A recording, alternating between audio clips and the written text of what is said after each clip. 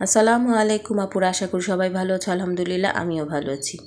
এই তো তৃতীয় রোজা সকাল 11টায় বের হয়ে গেলাম। রাস্তার মোড়ে দাঁড়িয়ে আছি, একজনের জন্য অপেক্ষা করছি। এখন অতি আপন একটা মানুষের জন্য অপেক্ষা করছি। তো এসে দেখি সে এক পরিচিত মানুষের সাথে কথা বলছে, কারণ মামি এসেছে জাপান থেকে। তো জাপান থেকে আসার পর সবাই দূর দূর থেকে তার সাথে দেখা করতে আসে। তো এই তো আমাকে নিয়ে মামি নাকি শপিংয়ে বের হবে। তো শপিংয়ে আসলাম আমরা কালীবাজার ফ্রেন্ডস সুপার মার্কেটে। তো মামি আসছে আমাকে নিয়ে যে তার জায়েদের জন্য 4টা খিমার কিনবে তারাবি নামাজের জন্য, তার জন্য আমাকে নিয়ে আসা। আর এই তো আমি এসে মামির সাথে একটু চুজ করে দিলাম, আর কেনাকাটা শেষ করে আবার চলে গেলাম ফ্রুটের দোকানে।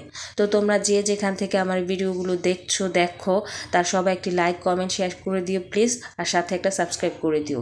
তো এই তো আমরা কেনাকাটা শেষ করে চলে গেলাম ফ্রুটের দোকানে, কিছু ফ্রুট কিনে নিলাম, কারণ আমরা এখান থেকে আবার চলে যাব আমার আরেক মামাকে দেখতে। কারণ আমার ওই মামাটা খুবই অসুস্থ, যার জন্য এত দূর থেকে এসে মামি তাকে অসুস্থ শোনার পর দেখতে যাবে। তো ওই তো আমাকে নিয়ে সকাল সকাল বের হয়ে গেছে যে আজকে আমাকে নিয়েই সারাদিন ঘুরবে ফিরবে। তো এই তো ফ্রুট কেনা শেষ করে আমরা এখন চলে যাব ছোটো মামির বাসায়। আর ছোটো মামির বাসায় হচ্ছে আমার বাসার সাথেই সবার বাসা, আর এই মামির বাসাও আমার বাসার সাথেই, যার কারণে আবার বেক করলাম যে আমার বাসার পাশে। তো এখানে এসে আবার কলিং বেল টিপতে টিপতে মামি কিছুক্ষণ অপেক্ষা করলো। আমার মামাতো বোন এসে দরজাটা খুলে দিল। মামাতো বোন এসে দরজা খোলার পর দেখি যে মামা ঘুমিয়ে আছে। মামা তো অসুস্থ, যেহেতু হার্ট সার্জারির রোগী পেশেন্ট, তো সে ঘুমিয়ে আছে। আর ভিতরে দেখি মামি। তো এখানে এসে দেখি খুবই একটা ইমোশনাল পরিবেশ হয়ে গেছে, মানে খুব ঠান্ডা একটা পরিবেশ। কারণ আছে এটার হচ্ছে তোমাদের বলছি। আর এই তো দেখো দূর থেকে আসার পর কিন্তু সবাই এক এক করে মামির সাথে দেখা করতে আসছে, মানে অনেক আগের পরিচিত যারা আমরা আছি সবাই এক এক করে যে যেখান থেকে শুনেছে মোবাইলে সরাসরি সবাই মামির সাথে দেখা করেছে। এই মামি হচ্ছে আমার আপন মামার বউ। তো সেই মামা কিন্তু আমাদের বেঁচে নেই, মারা গেছে। তো এই মামি এখন বর্তমান সংসারে জাপান থাকে। তো সেখান থেকে এসে কিন্তু আমাদের সাথে যোগাযোগ রাখে, মোবাইলে যোগাযোগ রাখে, আমাদের সাথে খুবই ভালো একটা আন্ডারস্ট্যান্ডিং। তো এখানে আবার আমার মামাকে দেখতে আসার পর মামা সব মানে দেখাচ্ছে যে আমি আমার এখানে কি হার্টের সার্জারি কি হয়েছে না হয়েছে সব মামিকে খুলে বলছে আর কি।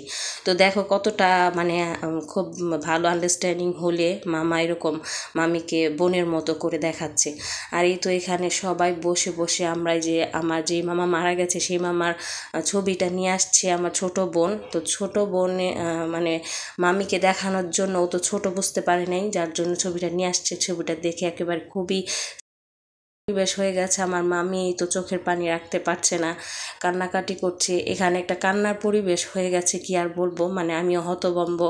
কারণ আমার মা খালারা কিন্তু 10 জন ভাই বোন, তো তার থেকে একটা ভাই নাই। খুবই দুঃখ লাগে আসলে। ভাই বোনরা আমরা সবাই চাই সবাই ভালো থাকুক, তার মাঝখান থেকে একটা ভাই নাই, কেউ আমরা এটা মেনে নিতে পারি না। এখনও পর্যন্ত মামি কান্নাই করছে। তোমাদের সাথে একটু শেয়ার করলাম যে মানুষ নেই কিন্তু ভালোবাসা এখনও বেঁচে আছে।